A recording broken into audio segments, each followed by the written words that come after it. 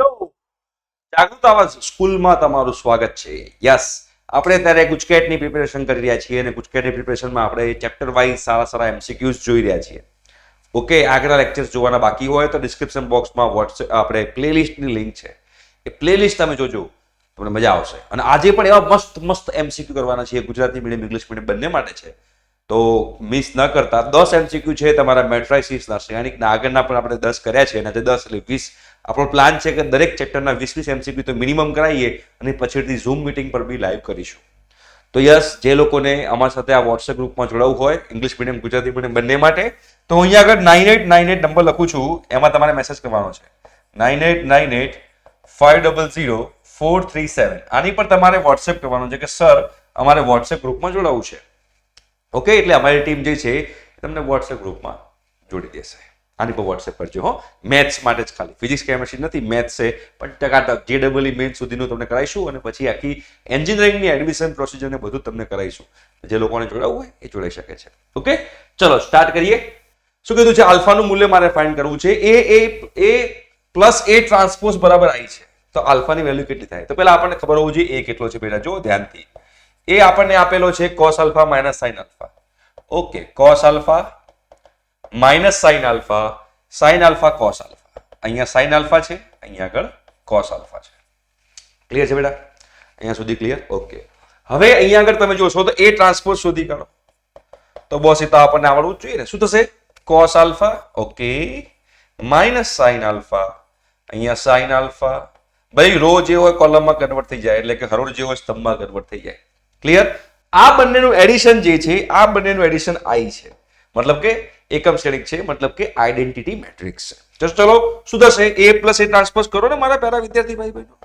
A plus A transpose cos alpha plus cos alpha, ભાઈ 2 cos alpha, minus sin alpha 0, sin alpha minus sin alpha 0, cos alpha plus cos alpha 2 cos alpha. અને આ જે છે એ plus A transpose એ આઈ છે, તો બરાબર 1 0 0 1 લખાય કે ના લખાય? મતલબ કે 2 cos આલ્ફા બરાબર 1 થયું કે ના થયું? બિલકુલ સાચી વાત છે. 2 cos આલ્ફા બરાબર 1 થયું, તમારો બેડો પાર થઈ ગયો, તમારો ઇક્વેશન સોલ્વ થઈ ગયું. તો 2 cos આલ્ફા બરાબર 1 લખું બેટા. 2 cos આલ્ફા બરાબર 1, તો cos આલ્ફા બરાબર 1/2. ભાઈ ક્યારે થાય? જ્યારે તમારો જે છે આલ્ફા π/3 હોય ત્યારે. તો π/3 ક્યાં છે? અરે π/3 તમારો આન્સર છે. Option B is your answer. Simple છે. તમને કન્સેપ્ટ ક્લિયર હોય તો તમારો બેડો પાર થઈ જાય. નેક્સ્ટ, જો a² બરાબર a હોય તો આની વેલ્યુ ફાઇન્ડ કરવાની છે. બહુ સિમ્પલ છે. એક વસ્તુ યાદ રાખજો, હું તમને એક વસ્તુ કહું છું કે જ્યારે પણ તમને કીધું હોય a² બરાબર a હોય, તો એનો ગમે એટલો પાવર હોય એનો આન્સર એ જ આવશે. મતલબ કે a³ કીધું હોય તો પણ એ જ આવશે. a³ બરાબર એ જ આવશે. કેમ a³ બરાબર એ આવશે? તમને ખબર છે? બીકોઝ a³ ને શું લખાશે? a² into a. પણ a² બરાબર તો a છે, તો પાછું a મૂકી દઉં, a into a, તો પાછું a² થયું, તો પાછું a થયું.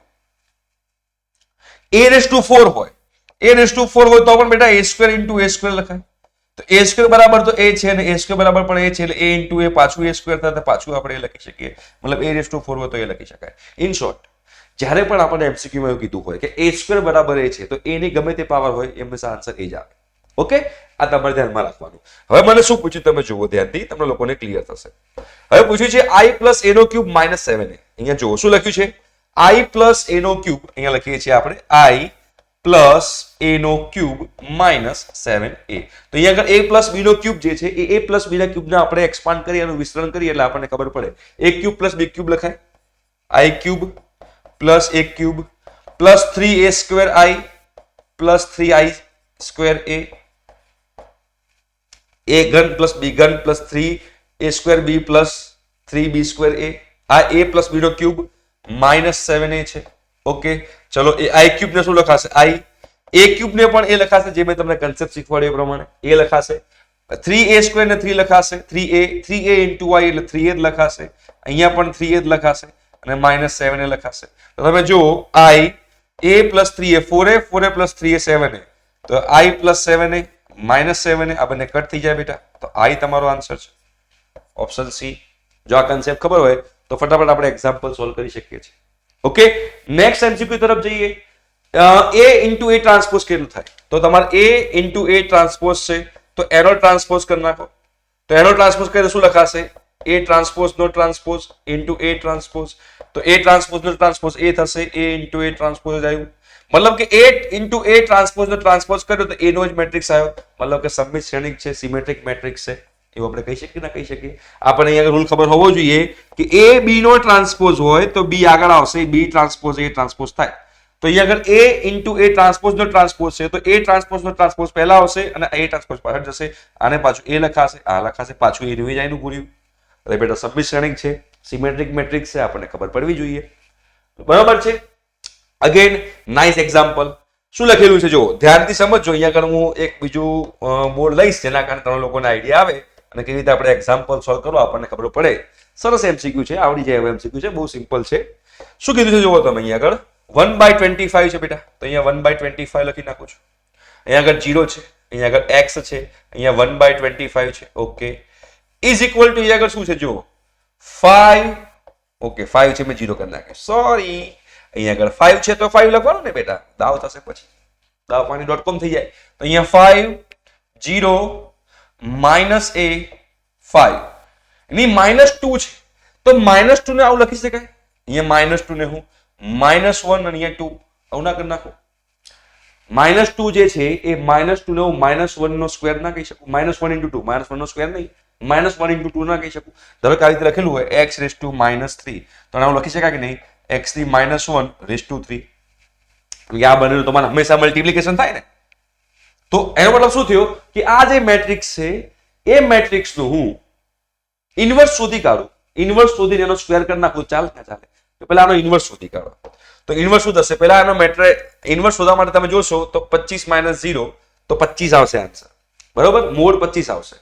તો હવે તમારે એ ઇન્વર્સ શોધો, આનો ઇન્વર્સ શોધો. ધારો કે આનું એ કહી દઉં છું, આ જે મેટ્રિક્સ છે એ ને કહી દઉં છું 5 0 - a0, આને હું 5 આને એ કહી દઉં છું. તો એ ઇન્વર્સ શું થશે બેટા જુઓ, એ ઇન્વર્સ થશે આ બંનેની અદલા બદલી કરો તો 5 નું 5 જ રહેશે, અહીંયા આગળ 0 થશે, એ પ્લસ એ થઈ જશે upon mode a. Mode a કેટલો આવશે 25. જો મોડ a 25 આવશે, ચેક કરી લો. ક્લિયર છે? મોડ a 25 આવશે. હવે મોડ a 25 આવ્યો તો તમારો a ઇન્વર્સ શું આવ્યો? a ઇન્વર્સ જો બધાને 25 ને ડિવાઈડ કરો તો 1/5 0 a/25 1/5, આ તમારો a ઇન્વર્સ આવ્યો. મતલબ કે આ જે હતું આ મેટ્રિક્સ એનો ઇન્વર્સ આ આવ્યો, બટ આ ઇન્વર્સ નો સ્ક્વેર છે તો હજુ આનો મારે સ્ક્વેર કરવો પડશે અને સ્ક્વેર કર્યા પછી મારે આને કમ્પેર કરવાનું આની જોડે, સમજ્યા? તો આને પાછું 1/5 0 કરીએ, શું થાય જુઓ 1/5 0 a/25 અને અહીંયા 1/5 હતો, એને પાછું આપણે ગુણાકારમાં લઈએ તો 1/5 0 a/25 1/5, રાઈટ? ક્લિયર છે? ચલો કરો મલ્ટીપ્લિકેશન, આ બેનું શું થશે તમે ચેક કરો. 1/5 into 1/5 1/25, આ ઇન્ટુ આ 0 થઈ જશે, આ ઇન્ટુ આ 0 થશે, આ ઇન્ટુ આ 0 થશે એટલે આ 0 થશે. a/25 into 1/5 તો a/125, બરાબર છે? પ્લસ 1/1 શું આવશે, આ ઇન્ટુ આ પ્લસ આ ઇન્ટુ આ એટલે પ્લસ a/125, બરાબર? આ ઇન્ટુ આ 0 પ્લસ અહીંયા 1/25 આવશે. આ તમારો a ઇન્વર્સ નો સ્ક્વેર થઈ ગયો, જો છે? ક્લિયર છે? હવે એ જે a ઇન્વર્સ નો સ્ક્વેર આવ્યો એનો કમ્પેર કરો 1/25 0 x 1/25, તો એને કમ્પેર કરો 1/25 0 x 1/25, રાઈટ? આ આપણે કમ્પેર કરવાનું છે.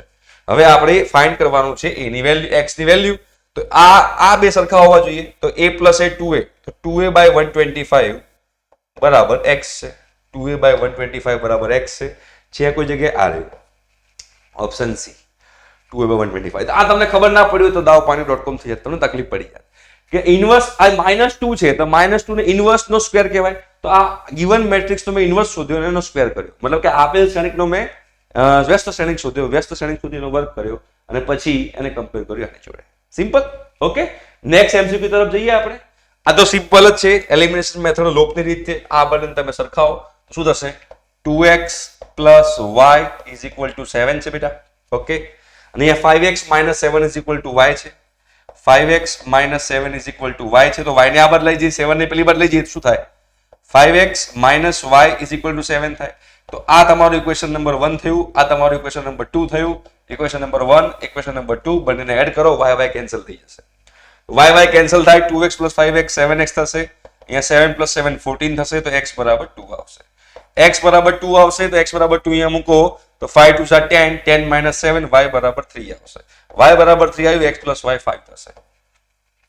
3 + 2 5. ક્લિયર? ચલો નેક્સ્ટ MCQ તરફ જઈએ આપણે. શું કીધું છે? કયું શક્ય છે? તો અહીંયા AB અને AC છે, તો પહેલા AB અને AC ચેક કરી લઈએ. તો AB કેટલા બાય કેટલાનો છે? AB જો તમે જોશો તો તમારો 1/3 નો છે. AB 1/3 નો છે, તમે સમજો. AB 1/3 નો છે અને B જે છે એ 3/1 નો છે. 3/1 નો છે. તો AB પોસિબલ છે? હા, લગન થાય છે. કેમ લગન થાય છે? આ બે સરખા છે, લગન થાય છે. રિઝલ્ટ 1/1 નો આવશે. આ AB જે છે એનો C જોડે મલ્ટીપ્લિકેશન થશે.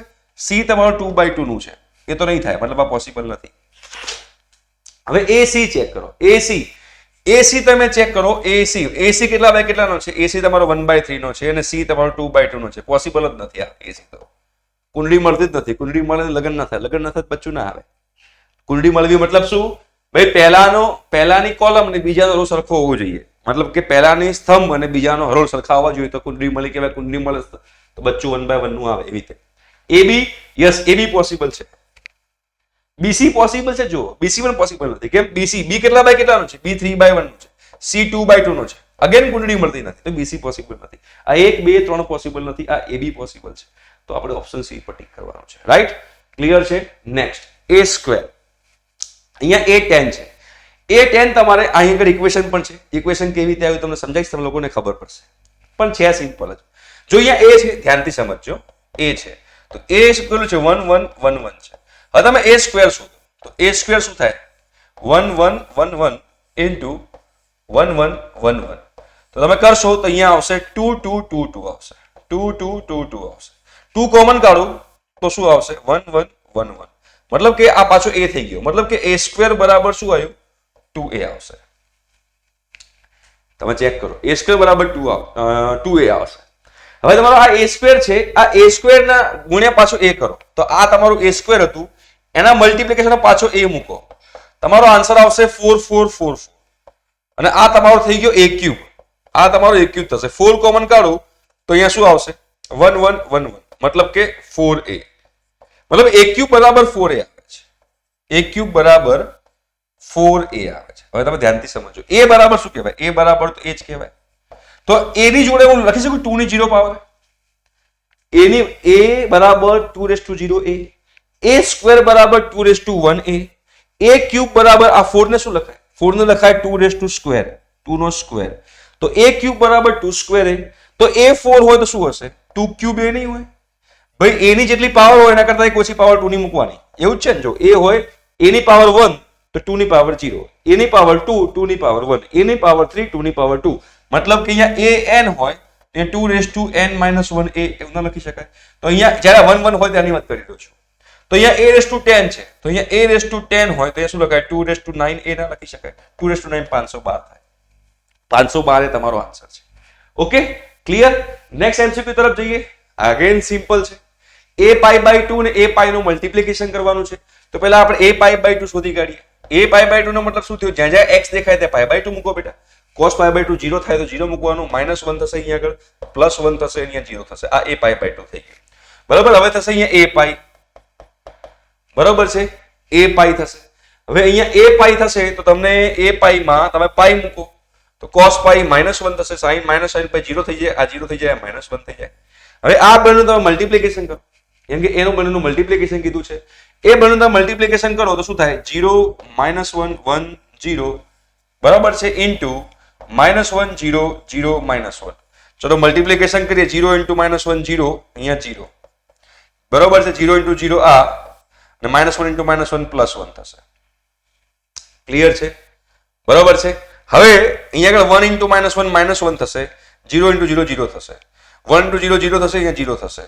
તો એનો મતલબ એમ થયો કે અહીંયા આગળ 0 +1 -1 0 આવ્યો.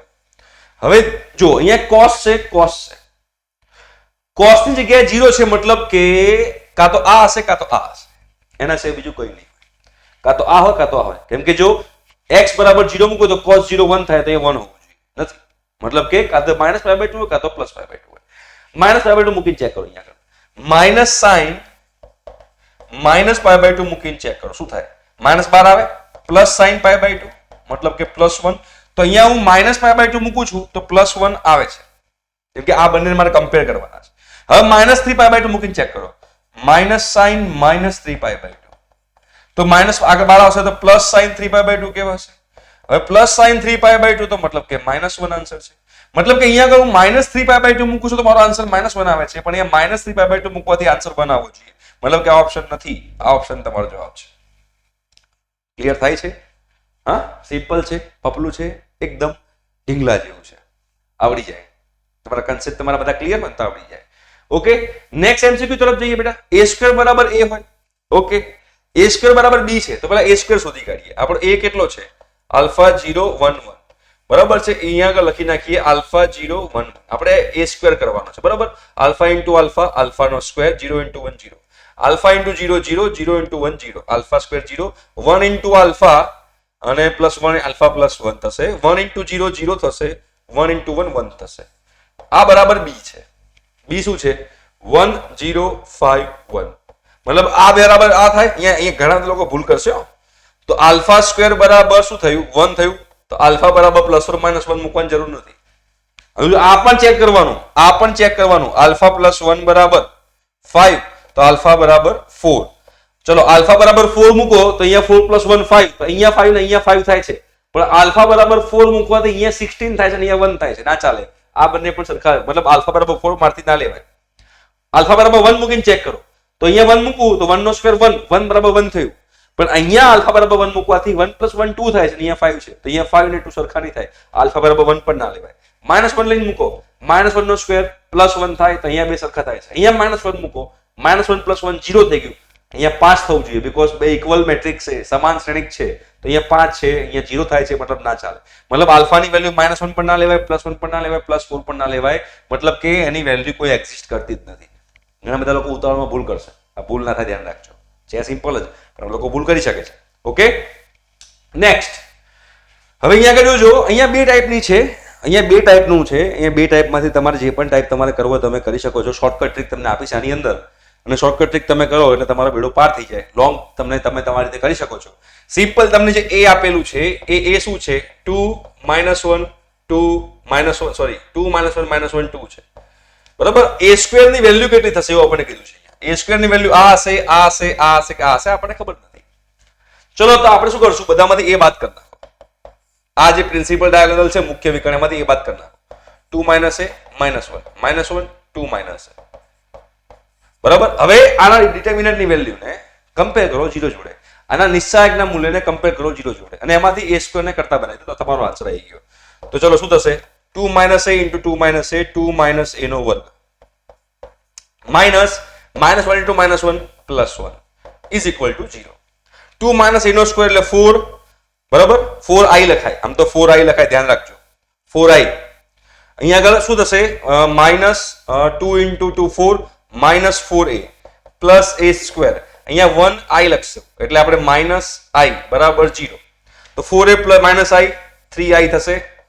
3i - 4a + a² બરાબર 0. તો a² બરાબર શું થયું? 4a - 3i.